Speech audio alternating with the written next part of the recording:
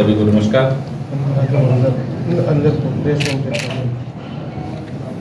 संभाग का प्रभारी बनने के बाद नागौर शहर में ये मेरा पहली बार प्रवास हुआ। अच्छा हुआ, आप लोगों से मिलने का मौका भी मिला। चुनाव का दौर है, चुनाव कैंपेन चालू है और उस बीच में माननीय प्रधानमंत्री जी का आना हमारे लिए सौभाग्य की बात है। नागौर और अजमेर दो लोकसभा को मिलाकर एक रैली का आयोजन किया जा रहा है माननीय प्रधानमंत्री जी की पुष्कर में, और नागौर की सभी विधानसभाओं से उसमें संख्या जाने वाली है। विजय संकल्प सभा, क्योंकि पार्टी का स्थापना दिवस है, विजय संकल्प सभा के नाम से चुनाव कैंपेन का हमारा स्टार्ट होगा। और निश्चित तौर पर जैसा नागौर में वातावरण है, जो पिछले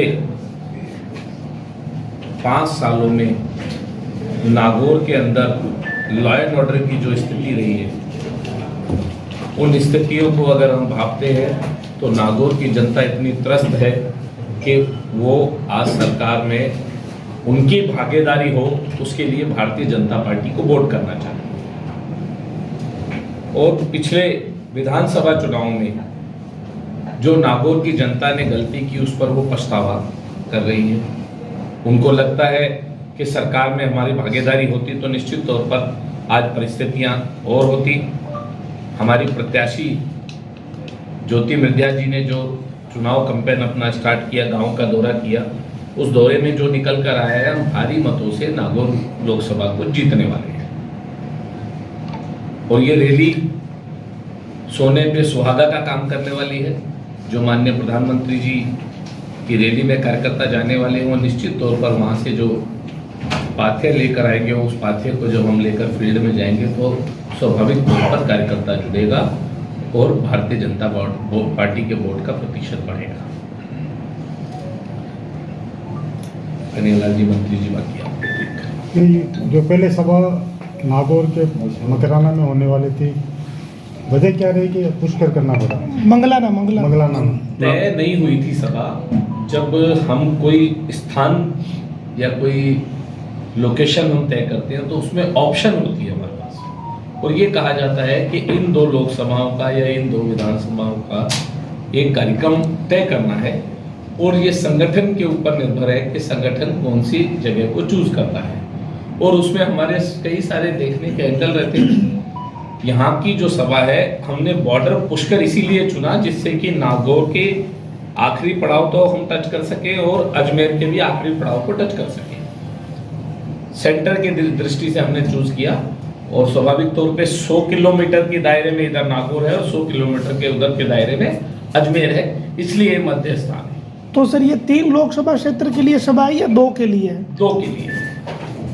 फिर बॉर्डर के हमारे मेड़ता और डेगाना के तो लोग तो राजसमंद में आते हैं, इसीलिए ये बात बिल्कुल आते हैं, और उसके लिए भी हमने प्लान किया है, क्योंकि नजदीक लगती हुई विधानसभा, तो उनको भी सम्मिलित हम लोग करने वाले हैं। मंत्री जी, आप तो कई दिन से नागौर में ही हो, क्या लग रहा है आपको? आप थके हुए भी लग रहे हो काफी। ये रामनिवास जी, इधर ये हमारे शर्मा जी, ऐसे पूछे हुए क्यों हो? कल कोई डांट पड़ी है क्या? लोग अलग अलग चर्चा कर रहे हैं। एकदम एक्टिव हैं। देखो, सबसे पहले तो मैं आपको बता दूं कि हम 25 के 25 सीटें जीत रहे हैं, और नागौर की सीट तो स्पेशल भारी मतों से जीत रहे हैं। ये सब चीज़ें रिजल्ट जब 4 जून को रिजल्ट आएगा तो कौन थका हुआ लग रहा है, कौन लग रहा है, ये पता लगेगा। बाकी जब भारतीय जनता पार्टी का कार्यकर्ता, जब हमारा प्रधानमंत्री 24 में से 18 घंटे जब काम करता है, तो हम सबकी ड्यूटी है कि रेगुलर भारत के लोक कल्याणकारी जो योजनाएं और देश जो आगे बढ़ रहा है उसमें भागीदारी निभाने के लिए हर कार्यकर्ता होता है। कहीं ना कहीं आप लोगों को लगता है कि थकान है, बाकी 24 घंटे मेहनत नहीं, अब मुस्कुराहट आई है। कल जो मीटिंग हुई थी सर, थोड़ी सीरियस बात करते हैं, वो बड़ी महत्वपूर्ण मीटिंग थी। अचानक दौरा था, संगठन के हिसाब से बड़े नेता है विनय जी, तो उनका अचानक आना, क्या मैसेज दिया गया आप लोगों को? ये सब चीज़ें जहाँ जहाँ भी है पार्टी का संगठन का काम होता है। जो भी हमारे राजस्थान के प्रभारी है, उनकी ड्यूटी है कि हर लोकसभा क्षेत्र में, अभी 2 दिन पहले सवाई माधोपुर वहाँ गए थे, उससे पहले जोधपुर गए थे, यहाँ आने के बाद के अंदर वो बाड़मेर गए हैं। हर जगह पे जो भी है कि क्या समीक्षा है क्या नहीं है, अचानक ही प्रोग्राम, पहले प्रोग्राम नहीं होता, जहाँ जहाँ जरूरत पड़ती है वहाँ जाते रहते हैं। ये कि हमारी संगठन की प्रक्रिया है, संगठन के अंदर जो भी वहाँ जो उपलब्ध पार्टी के मुख्य जो कार्यकर्ता जो काम करे उनसे बात करते हैं, आगे क्या रणनीति बनाने, किस तरह से हमें चुनाव में कोई दिक्कत तो नहीं आ रही है, हमारे प्रबंधन में कोई दिक्कत नहीं आ रही, सारी चर्चा के लिए आते हैं। ये रूटीन की प्रक्रिया है। आपने जिन 4 लोकसभा